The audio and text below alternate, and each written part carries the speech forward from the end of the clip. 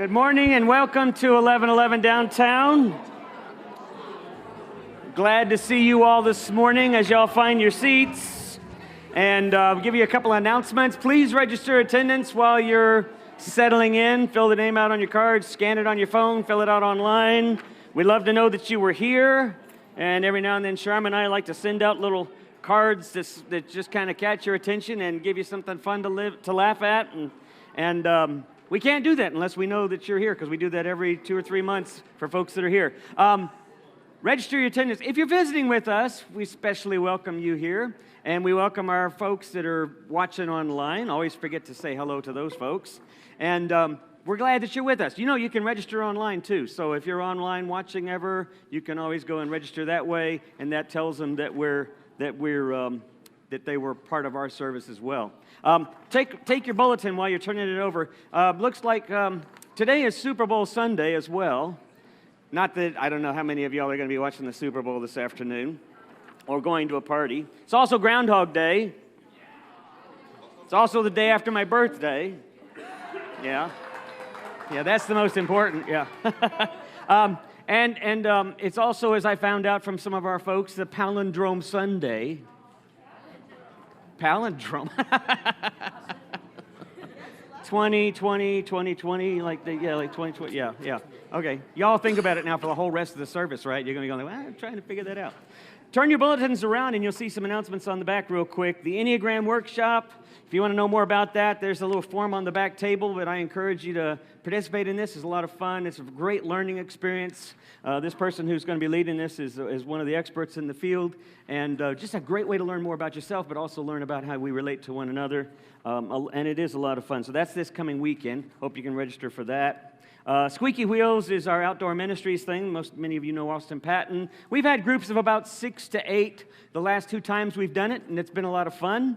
It's a light, easy bike ride through downtown at night to a local little pub or a little place that has food and any kind of beverage that you might want. And sometimes we get to 2 places. Often we just get to the first place, sit, eat, talk for an hour, turn around and come back. So we do a total of maybe 2 miles on the bike. Really slowly. But it's awesome when the sky is dark, the stars are out, the downtown lights are up, and we got lights on the bike, and we're having fun. So I hope you can join us for that. That's always on the first Tuesday of the month. And then just a heads up, we are in our campaign, our next 90 campaign. As you know, I'll speak a tiny bit to that in a little bit. But the next couple of Sundays are Sundays for us to give some thought to how we and our families want to participate in this. It's a 2-year kind of commitment, so you're not thinking about what you just commit for this year. You're thinking what you commit over a 2-year period.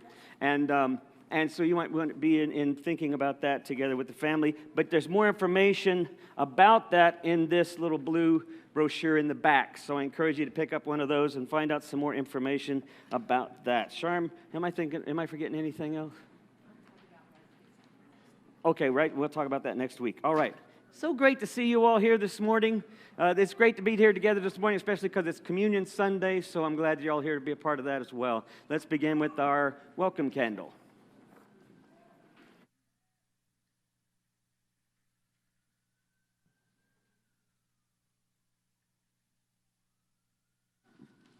Good morning. My name is Barry Bach, and on behalf of 1111, we want to welcome you this morning, especially if you're new and visiting. Come, whoever you are, wanderer, worshiper, lover of leaving. It doesn't matter. Ours is not a caravan of despair. Come, even if you have broken your vows 1,000 times, come yet again. Perfect. Happy birthday, Tom McDermott. Happy birthday, dear Tom. Happy birthday, dear Tom. Happy birthday to you.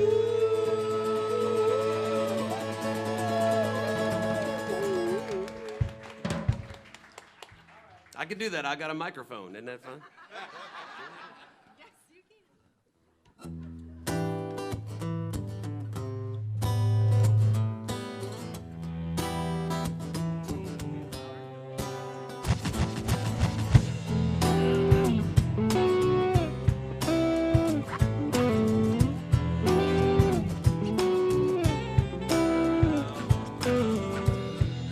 Sometimes I feel the fear of uncertainty stinging clear, and I can't help but ask myself how much I let the fear take the wheel and steer. It's driven me before, and it seems to have a vein haunting mass appeal. Lately, I'm beginning to find that I should be the one behind the wheel. Whatever tomorrow brings, I'll be there with open arms and open eyes, yeah. Whatever tomorrow brings, I'll be there. I'll be there. If I decide to waver my chance to be one of the hive, will I choose water over wine and hold my own and drive?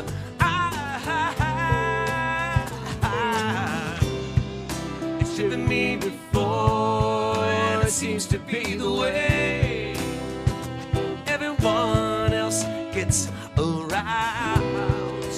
Lately, I'm beginning to find that when I drive myself, my life is found. Whatever tomorrow brings, I'll be there with open arms and open eyes, yeah. Whatever tomorrow brings, I'll be there. I'll be there.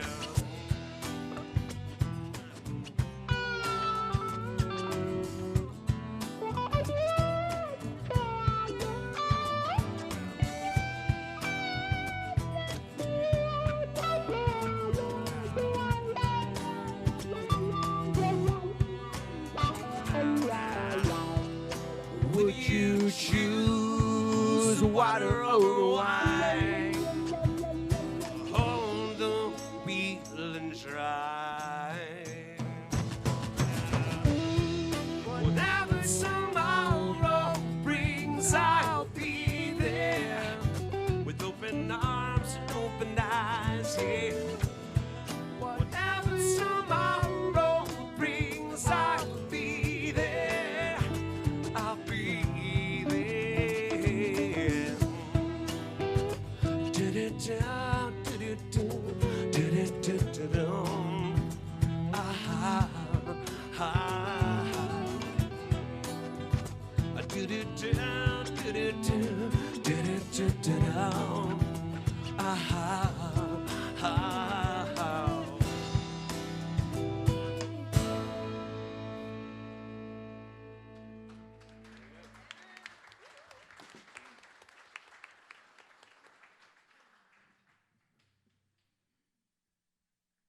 Let's pray. Holy One, here we are from all the places we've been, from all the things that have happened to us and because of us in our lives. Here we are in this moment in time, us. Help us to look at each other and to listen to each other. Help us to learn from each other and gain strength from each other, and help us to be unafraid of each other's grief. We give you thanks for so many good and wonderful and fun things, little girls dancing in the aisles while the band plays, for shoes that fit just right, for sunshine, for crazy commercials on the Super Bowl fun day we're going to have, for things that remind us of creativity and laughter and hope and goodness.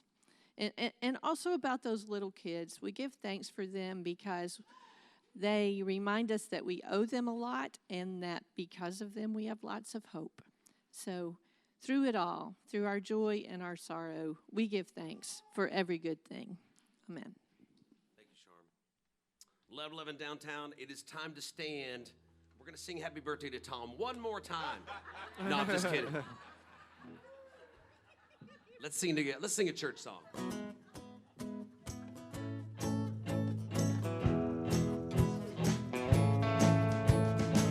It's also time to bring your offering to the table, would you please?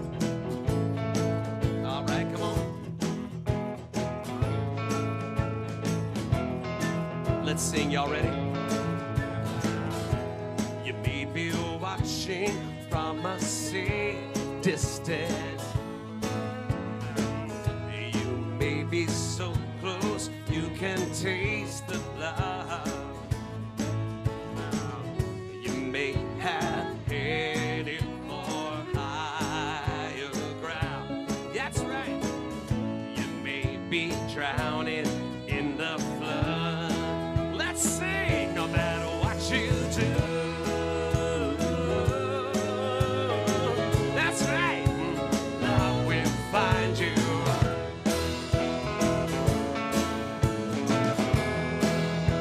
Verse 2.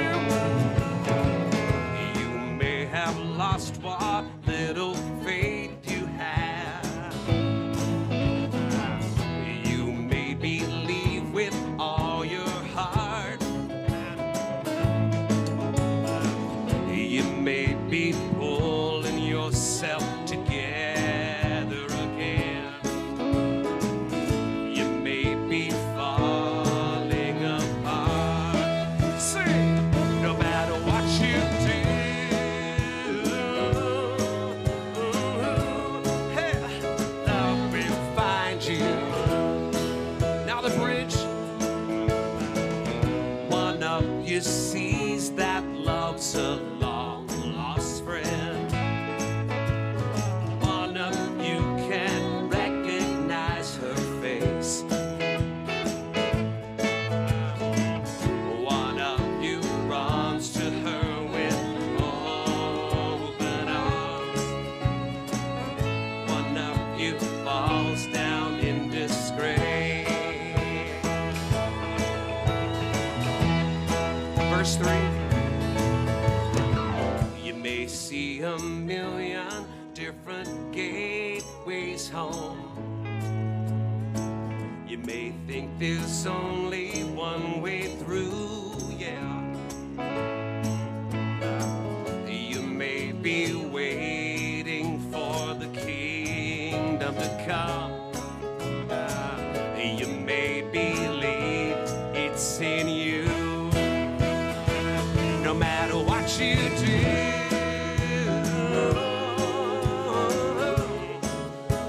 love will find you. One more time. No matter what you do,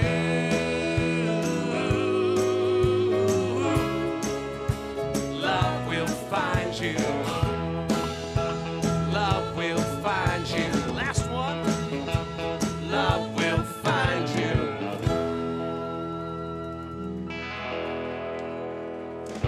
That was perfect.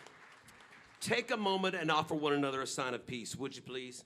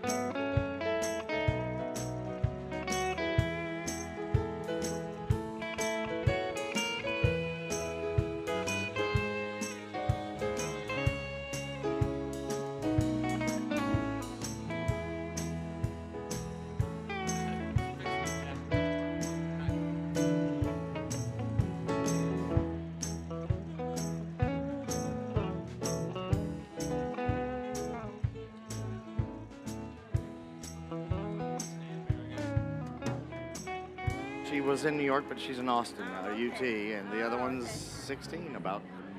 Hey, so everybody find a seat, and I want before I bring, so it says next 90 on the gift of story.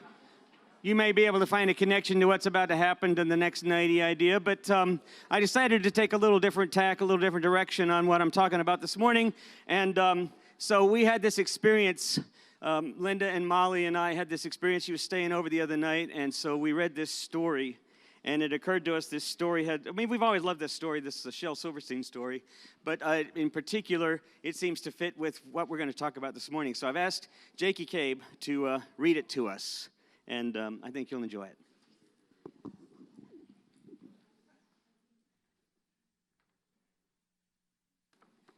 I hope you're hungry. Hungry Mungry. Hungry Mungry sat at supper, took his knife and spoon and fork, ate a bowl of mushroom soup, ate a slice of roasted pork, ate a dozen stewed tomatoes, 27 deviled eggs, 15 shrimps, 9 baked potatoes, 32 fried chicken legs, a shank of lamb, a boiled ham, 2 bowls of grits, some black-eyed peas, 4 chocolate shakes, 8 angel cakes, 9 custard pies with Munster cheese, 10 pots of tea, and after he had eaten all that he was able, he poured some broth onto the tablecloth and ate the kitchen table. His parents said, "Oh, Hungry Mungry, stop these silly jokes." Mungry opened up his mouth and gulp, he ate his folks.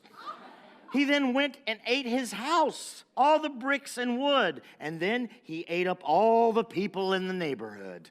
Up came 20 angry policemen shouting, "Stop and cease." Mungry opened up his mouth and gulp, he ate the police. Soldiers came with tanks and guns, said, "Mungry, they can't harm me." He just smiled and licked his lips and ate the U.S. Army. The president sent all his bombers. Mungry still was calm, put his head back, gulped the planes, and gobbled up the bomb.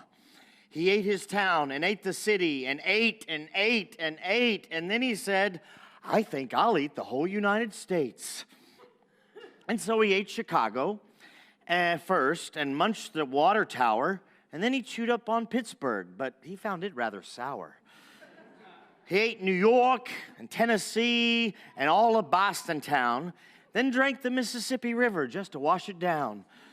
And when he'd eaten every state, each puppy, boy, and girl, he wiped his mouth upon his sleeve and went to eat the world. He ate the Egypt pyramids and every church in Rome and all the grass in Africa and all the ice in Nome. He ate each hill in green Brazil, and then to make things worse, he decided for dessert he'd eat the universe. He started with the moon and stars, and soon as he was done, he gulped the clouds, he sipped the wind, and gobbled up the sun. Then sitting there in the cold, dark air, he started to nibble his feet, then his legs, then his hips, till he sat there just gnashing his teeth.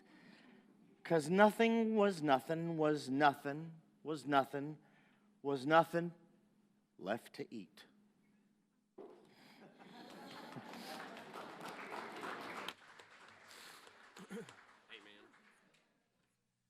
Good morning.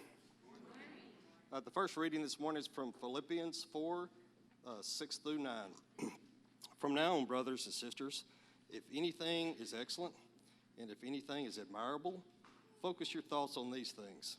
All that is true, all that is holy, all that is just, all that is pure, all that is whatever you learned, received, heard, or saw in us, the God of peace will be with you.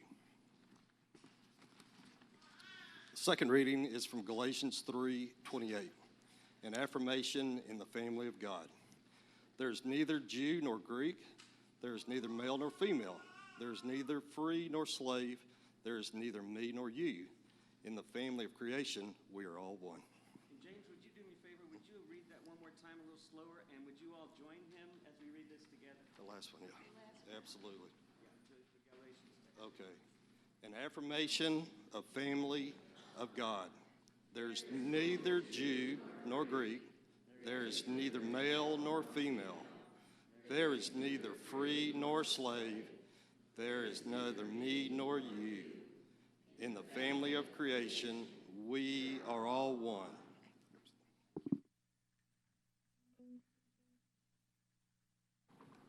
Thanks very much. This morning I want to think with you about the idea of communion and community and communitas and this idea of the next 90. But Linda and I were actually thinking about this story together just a few days ago, because Tim Brewster is sick, and so at the last minute he invited Linda to preach in his stead. And Linda looked at me and said, because this was my birthday yesterday, and so on Friday, late afternoon, early evening, she gets the notice, and she says, well, if I do this, there goes your birthday. And so I said, well, then just tell him no. So anyway, if you went over there in the main sanctuary at 9:30, you realize she ignored me. And but we did sort of have some interesting ideas. And as we thought about this story, as the Hungry Mungry is just like the perfect sort of image, the metaphor for consumerism, right? I mean, it's just who we are in this country. And it was funny, as I was reading that story, we were reading it to our 7-year-old granddaughter, Molly, the other night. And when we read the part about Hungry Mungry swallowing his parents, it was really funny because her jaw just kind of dropped. He swallowed his parents? And then when we read the part about eating his home, she said, but where is he going to live now? And then when we read the part about him gulping down the whole world, she was horrified, and she said, he won't have anyone to take care of him or play with him. And when we read the very end that he had swallowed himself, she just looked up at Linda, rolled her eyes, and said, well, that's just stupid. Didn't anybody ever teach him about consequences? I mean, Hungry Mungry is like the all-time consumer. And that's essentially what we are. We're consumers. At least to marketers and many businesses, we're consumers. To many churches, we're consumers. Even our economy, our very economy, depends on this idea that we consume things. We understand that, and yet we also find that it's hard sometimes to not see ourselves as consumers. Everything seems to be so centered upon our consumption, our pleasure, our interest in something. And so we find out that if, for example, even worship services, if they don't interest anymore, if they don't speak to us anymore, well, we just go somewhere else. Or if we're upset about something, well, rather than trying to figure out a way to participate in it, to sort of engage in it with the other folks or with the pastor or with the leadership, instead, we just kind of pick up and move. We're consumers. And as church leaders, we go to conferences where they teach us how to make sure that what you're going to do is interesting, and make sure your messages are structured like this, and make sure your band is like this, and make sure that the staging, I mean, there's so much that goes into worship preparation now that's consumer-oriented. So it's hard to get out of this understanding. Harvey Cox, who's a professor at Harvard Divinity School and wrote hundreds of books, but one of his more recent books was called The Market as God. And it's a fairly technical book, but it's got a lot of interesting thoughts in it. But one of the things that he says is that all of our orientation towards politics has been oriented around consumerism. It's essentially oriented around capitalism is essentially oriented around the consumer model. But so has religion become that way. In the West, religion has gotten oriented around this idea of catching the interest of someone, of the congregant or the worshiper. And Jesus saw the consequence of that, because even in his day, that was still prominent. And once you find people in power, they start structuring just how it is that others are going to worship and others are going to be included. And so what he would remind his followers is that life is more than simply what we participate in. It's more than simply what we consume, and it's more than what we offer in purchase for. Because a lot of the Old Testament religious life was oriented around us purchasing salvation, in a sense. Us offering sacrifice for God's love, in a sense. And Jesus was saying, that's not what religious life is like at all. And so if you followed his example, what you found yourself being engaged with the most unlikely of people. Because what he was trying to say was that we, as the light of the world, which we'll get into in a series coming up, the I Am sayings, but when he said we are the light of the world, he was saying we are connected. We are radiant with one another. We are radiant to others. We participate with one another in community. And so even the early church was oriented around this idea of community, and we were no longer dependent on God to bestow grace. We became co-workers with God's grace. We became co-creators, if you want to think in terms of 20th century, 21st century sort of nomenclature, terminology. We became co-creatives with God. We have this chance to actually participate in the life we live. And the phrase that I've often used in here is that we have a chance to bring life to life. This is our calling. Harold Kushner once wrote that most people are not afraid of dying, they're afraid of not having lived. Because we have a profound dread, he wrote, not of death, but of insignificance. The notion that we will be born and that we will live and that one day we will die, or maybe not have counted for anything. So unlike the messages we often get in our society that we are nothing but consumers, Kushner says, a meaningful life is one that actually gives into the future, that plants life, that brings life to life. Now that's an interesting concept that I think is still hard for us, even as open as we are in this community here. I think we lose grip of this idea. I mean, all of us are invested in our 401ks. All of us are invested in the stock market in different ways. All of us are invested in our own futures or in our family's futures. We know what it's like to think about ourselves, to think about our futures. It's really hard to think that what if our real vocation is about others? That's a challenge for us, I think. Communitas, which is the Latin word for community, captures more of the idea of communion. Communion for so many years has been sort of like, for hundreds of years, after the 4th, 5th century, it became sort of this, almost back to the Old Testament, transactional kind of relationship with God. When you took of the bread or you took of the cup, you were sort of participating in this transactional relationship. So now you got God because you kind of kept participating in this ritual.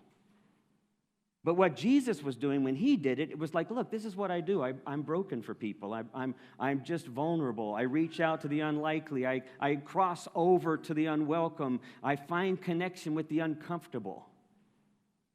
Whenever you take this bread or this cup, do it like me. Remember me. That's what I did. That's what we do. That's what that's about. Not a rabbit's foot, not a magic potion.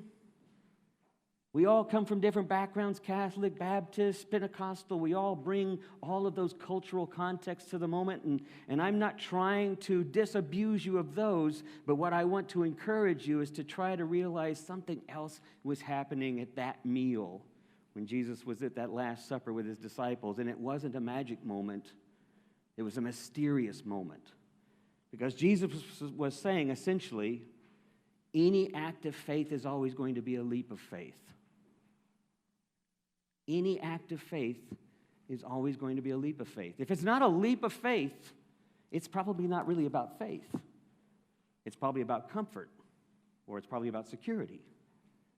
But what brings mystery to communion is this willingness to say, this reminds me I'm broken for others. This reminds me it's not about me. It's about everything, about everyone, about something larger than me. And I get to be co-creators in it with the ground of my being. So my uncle used to take me out camping. And we went up into the mountain once, and I'll never forget this. When we went up to the mountain, we were climbing up in Guadalupe Mountains. And I've been there several times. A number of you have probably hiked up in those mountains before. Big Bend is south of there. We got up to the top of the mountain. We camped out for 2 nights. It was freezing cold. Snow was everywhere. We decided we couldn't manage it more than that. My uncle was always one, like maybe you grew up with, one of these people that was always outdoors and always loved the outdoors and always said, you never leave a place worse than you saw it. You always leave it better than when you arrived. Anybody ever hear that phrase from, if you were in Cub Scouts or Girl Scouts, you probably grew up with that too.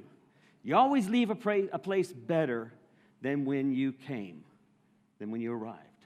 And my uncle always practiced that, and so we always practice that as well. And even to this day, if we go camping with my family, we do the same thing. It's just in the back of our head. Always leave a place better than when you arrived. And I try to do that in almost every setting that I find myself.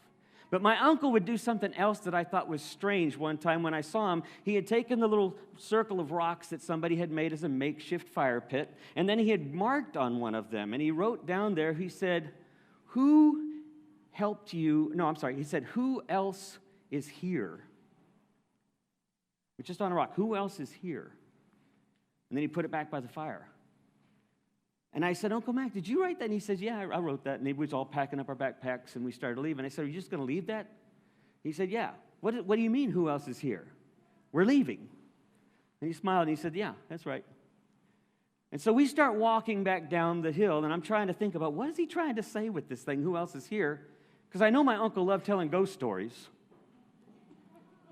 And I'm thinking somebody's going to see that in the middle of the night when the fire's all lit. Who else is here? And they're going to start to freak out. Like, because you've seen enough movies. And I said, Uncle Mac, what did you mean by that? He's going to freak him out. And he says, do you think we were the first person to walk this trail? And I said, well, no, I guess not. He said, do you think we're the first person to camp in that spot?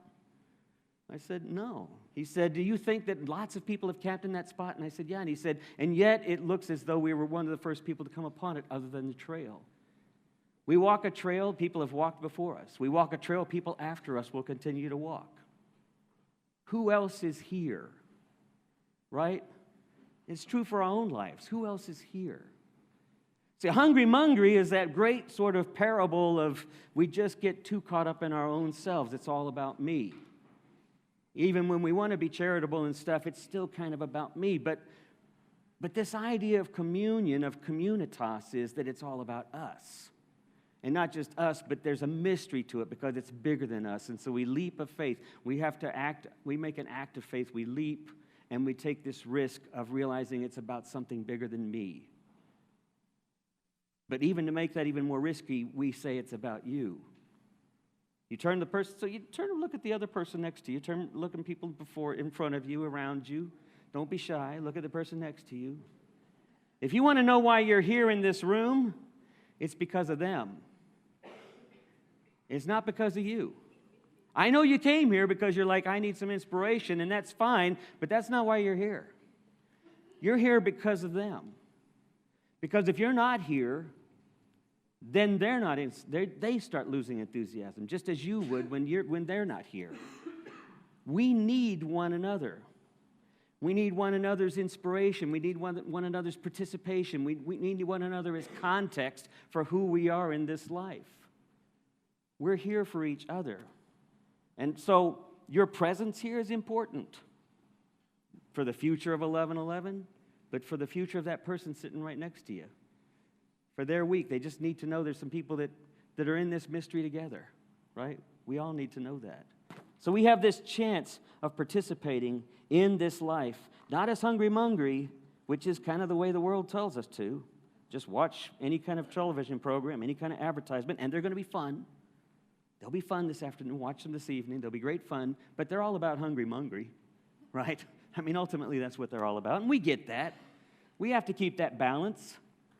There's stuff we like, but we get to be co-creatives. That's really what communion is about. So when you come up here this morning, and we're going to go right into communion, when you come up here this morning and you partake of these elements, I want to take the magic out of the body and blood of Christ. I want to take the magic out of that. But what I want to put into it is the mystery of what you are called to be in this space, in your spaces, wherever you find yourself, in the world outside of this place. What are we called to be as co-creatives? Bringing life to life requires vulnerability, brokenness, requires sustenance, and we provide that for one another. So when you partake of this, if it brings back memories of old traditions and rituals for you, that's fine. But I want to say it is offering life to life, and that each of us is given that opportunity to follow Jesus' example and bring life to life. And when you come forward, we'll serve it, we'll break it off, and don't worry about germs because we're all going to wash our hands first. I'm really self-conscious about that right now. Every one of my grandkids has been sick, and they've all been to my house. So it's a 4-day incubation period. So I'm washing my hands. But as you come to one of the stations, we'll be here, and we'll be back there, and we'll be over here. And as you come, we'll serve you, and just take a piece. We'll hand you a piece of bread. You dunk it into their intinction, and then make your way back to your seat. You can join in with the band singing. But what I want you to remember, for the moment as you take it, make that choose that thought in your mind. How does your life contribute to someone looking down the line and seeing that phrase, who else was here? Because we'll be gone. But what are we doing now that sets the pace for someone else to experience the same kind of joy and completeness? All right, come as you will. And do we have servers? Oh, good, okay.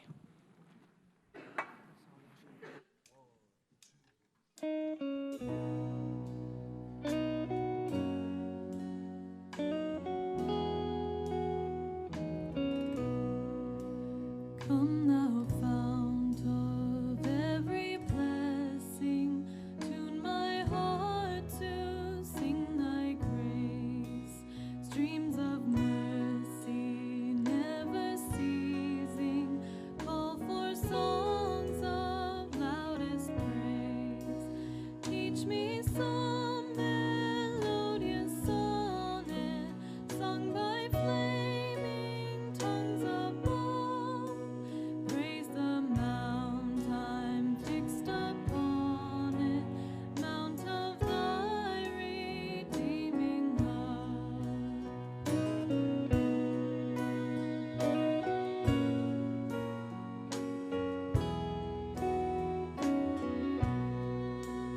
Oh, to grace, how great a debtor daily I'm constrained to be. Let thy goodness like a fetter bind my wandering heart to thee. Prone to wander, Lord, I feel it. Prone to leave the God I love.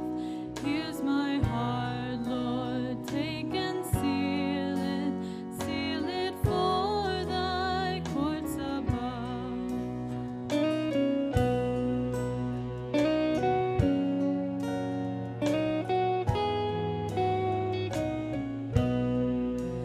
Come thou fount of every blessing, tune my heart to sing thy grace. Streams of mercy never ceasing, call for songs of loudest praise. Teach me some melodious sonnet, sung by flaming tongues above. Praise the mount I'm fixed upon it, mount of thy redeeming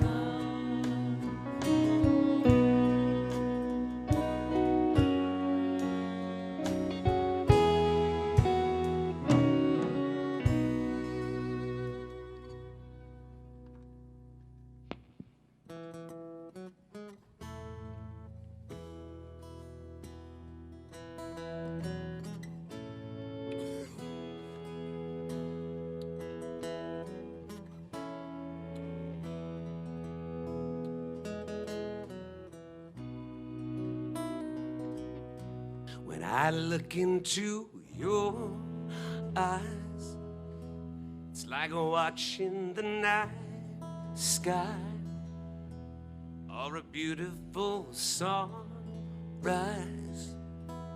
There's so much they hold, and just like them old stars, I see that you've come so far to be right where you are. How old is your soul? And I won't give up on us, even if the skies get rough. I'm giving you all my love, still looking up. And when you're needing your space, due to some navigating, I'll be here patiently waiting to see what you find. 'Cause even the stars, they burn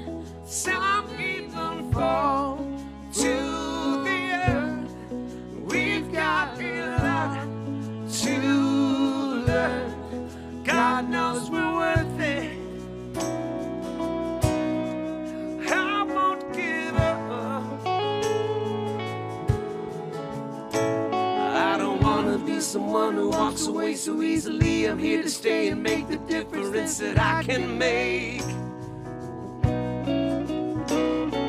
Our differences, they do a lot to teach us how to use the tools and gifts we got. Yeah, we got a lot at stake. And in the end, you're still my friend. At least we didn't intend for us to work. We didn't break, we didn't burn. We had to learn how to bend without the world caving in. I had to learn what I'm not, what I've got, and who I am. I won't give up on us, even if the skies get rough. I'm giving you all my love, still looking up. I won't give up on us. God knows I'm tough enough. We've got a lot to learn. God knows we're worth it. I won't give up on us, even if the skies get rough. I'm giving you all my love. I'm still looking up.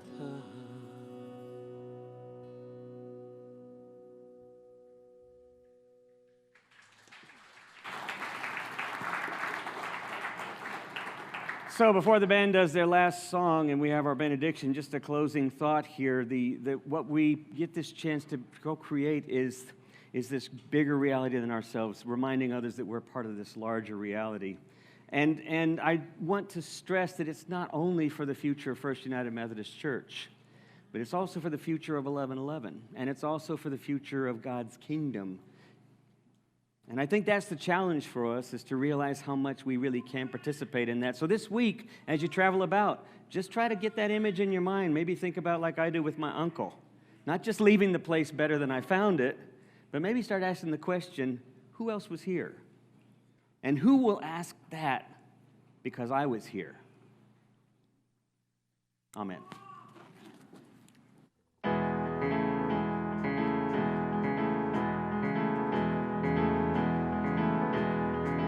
A new day dawns, and I'm practicing my purpose once again. It is fresh and it is fruitful if I win, but if I lose, I don't know. I'll be tired, but I will turn and I will go. Only guessing I will get there that I know. Oh, will I know? All the children walking home past the factories see the light that's shining in my window as I write this song to you. All the cars running fast along the interstate feel the love that radiates, illuminating what I know is true. All will be well, even after all the promises you've broken to yourself. All will be well. You can ask me how, but only time will tell.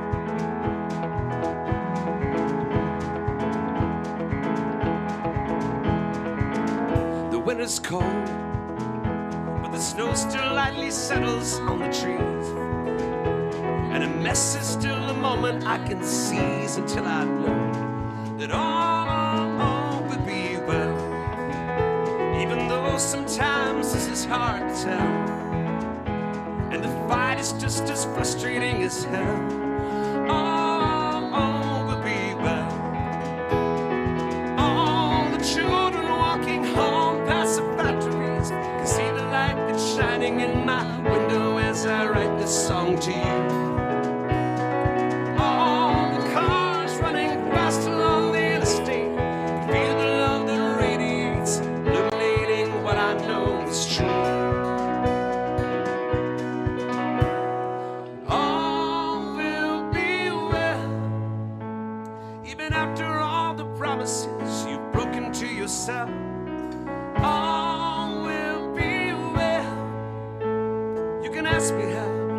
only time will tell.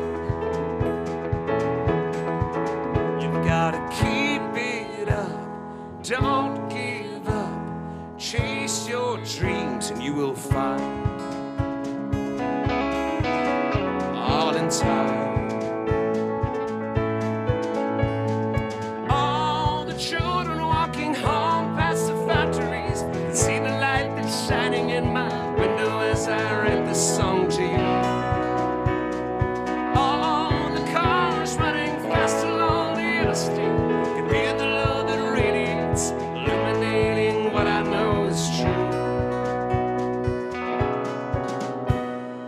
All will be well, even after all the promises you've broken to yourself. All will be well. You can ask me how, but only time will tell. But all will be well, even after all the promises you've broken to yourself. All will be well. You can ask me how, but only time will tell. You can ask me how, but only time will tell.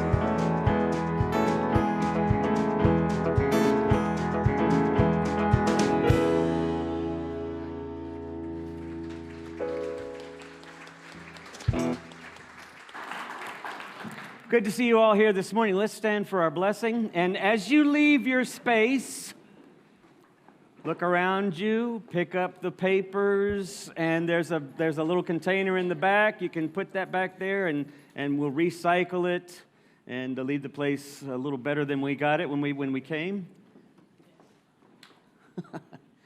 Take somebody's hand, we'll have our blessing. Holy One, we are grateful for the chance to be together in community and in communitas, in the mystery of life itself. What an honor to be here for one another. Bless us as we leave this place, that we might reflect that light, we might radiate that light, and that question that reminds us all we are not alone. We are here because of others, and others will be here because of us. Bless us as we go from this place. Amen.